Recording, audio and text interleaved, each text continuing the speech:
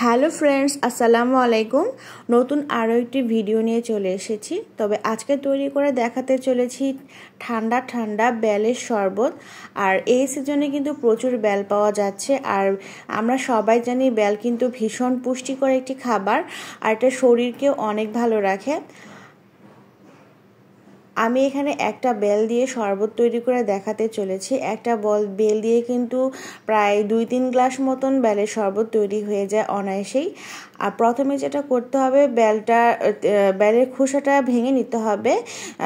তারপর এখান থেকে চামচের সাহায্যে আমি খোসা থেকে আঁশটা বের করে নিয়েছি, মানে হচ্ছে বেলের ভেতরে যে অংশটা সেটা বের করে নিচ্ছি। চামচ দিয়ে খুব ভালো করে আমি এটা বের করে নিচ্ছি। একটুও বাদ দেওয়া যাবে না, কারণ বেলটা ভীষণ পুষ্টিকর একটা খাবার। এখন ফ্রিজের ঠান্ডা পানি আমি এই বেলের শাঁসে দিয়ে দিচ্ছি। এখন খুব ভালো করে হাত দিয়ে কচলিয়ে এই যে বেলের যে একটা আঁশ আছে এক্সট্রা, সেটা বের করে নিচ্ছি। তবে আপনারা চাইলে এটা ব্লেন্ডারে করতে পারেন, কিন্তু ব্লেন্ডারে করতে গেলে কিন্তু বেলের যে বিচি থাকে সেটা গলে যাওয়ার সম্ভাবনা থাকে, তখন কিন্তু খেতে এটা একদমই ভালো লাগবে না।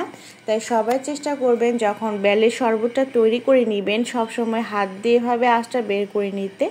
আর এখন আমি একটা স্ট্রেনারে করে আমি যে জুসটা বের করে নিয়েছি সেটা আমি খুব ভালো করে ছেঁকে নিচ্ছি, আর একটা আঁশ বের হয়েছে সেটা ফেলে দিচ্ছি।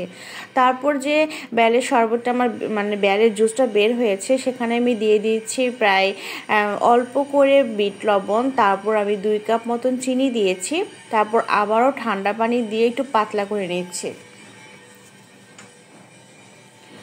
এই তো তৈরি হয়ে গেল আমার খুব সহজেই বেলের শরবত। বাসায় অবশ্যই ট্রাই করবেন। আর আমরা কম বেশি সবাই কিন্তু এই বেলের শরবতটা তৈরি করতেই পারি, তবুও আমি করে দেখালাম যেহেতু এখন বেলের সিজন চলছে। তো আশা করছি আমার আজকের ভিডিওটি আপনাদের ভালো লেগেছে। ভালো লাগলে অবশ্যই লাইক, কমেন্ট, সাবস্ক্রাইব করতে একদমই ভুলবেন না। আর আমার জন্য অনেক বেশি দোয়া করবেন। সবাই ভালো থাকবেন। আসসালামু আলাইকুম।